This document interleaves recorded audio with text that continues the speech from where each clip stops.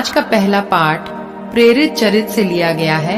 अध्याय 19, वचन संख्या है 1 से 8 तक। जिस समय अपोल्लोस कुरिन्थ में था, पौलुस भीतरी प्रदेशों का द्वारा समाप्त कर एफेसुस पहुंचा। वहां उसे कुछ शिष्य मिले। उसने उनसे पूछा, क्या विश्वासी बनते समय आप लोगों को पवित्र आत्मा प्राप्त हुआ था? उन्होंने उत्तर दिया, हमने यह भी नहीं सुना है कि पवित्र आत्मा होता है। इस पर उसने पूछा, तो आपको किसका बपतिस्मा मिला? उन्होंने उत्तर दिया, यूहन्ना का बपतिस्मा। पौलुस ने कहा, यूहन्ना पश्चाताप का बपतिस्मा देते थे।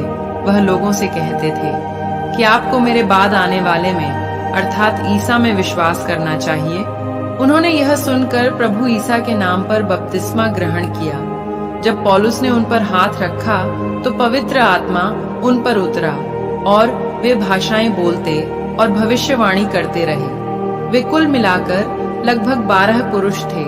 पौलुस 3 महीनों तक सभागृह जाता रहा। वह ईश्वर के राज्य के विषय में निसंकोच बोलता और यहूदियों को समझाता था। यह प्रभु की वाणी है। आज का सुसमाचार यूहन्ना के पत्र से लिया गया है। अध्याय 16, वचन संख्या है 29 से 33 तक। उनके शिष्यों ने उनसे कहा, देखिए, अब आप दृष्टांतों में नहीं बल्कि स्पष्ट शब्दों में बोल रहे हैं। अब हम समझ गए हैं कि आप सब कुछ जानते हैं। प्रश्नों की कोई जरूरत नहीं रह गई है। इसलिए हम विश्वास करते हैं कि आप ईश्वर के यहां से आए हैं। ईसा ने उन्हें उत्तर दिया, क्या तुम अब विश्वास करते हो? देखो, वह घड़ी आ रही है, आ ही गई है, जब तुम सब तितर बितर हो जाओगे और अपना अपना रास्ता लेकर मुझे अकेला छोड़ दोगे। फिर भी मैं अकेला नहीं हूं, क्योंकि पिता मेरे साथ है। मैंने तुम लोगों से यह सब इसलिए कहा है कि तुम मुझ में शांति प्राप्त कर सको। संसार में तुम्हें क्लेश सहना पड़ेगा, परंतु ढारस रखो, मैंने संसार पर विजय पाई है। यह प्रभु का पवित्र सुसमाचार है।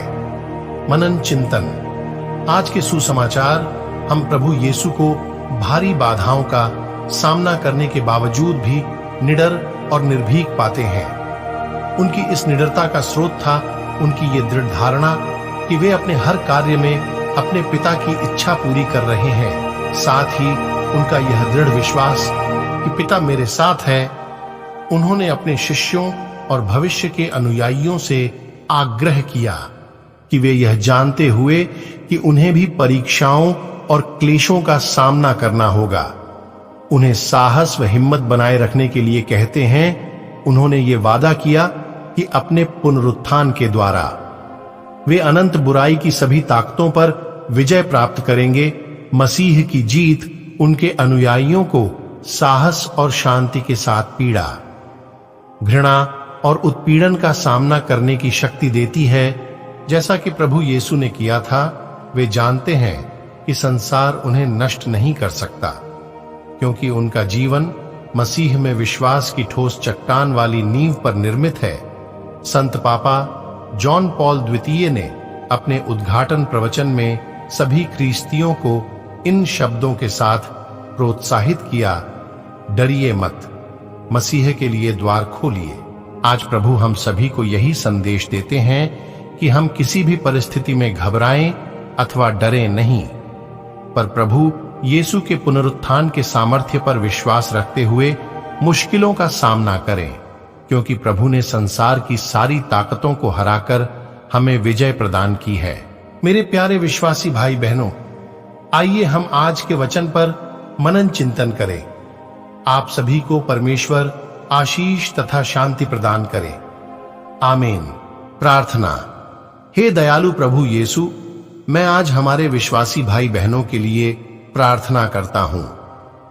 पिता, हमारे विश्वासी भाई बहन दुख में, बीमारी में, अकेलेपन में अपने आप से हार मान लेते हैं। पिता, ऐसे समय में आप उन्हें ढारस, साहस और इनके जीवन में अपने होने का एहसास दिला। जैसे आपने संसार से विजय पाई है, वैसे ही हमारे विश्वासी भाई बहनों को उनके मुसीबतों से विजय दिला। मैं आपसे प्रार्थना करता हूं। आमीन।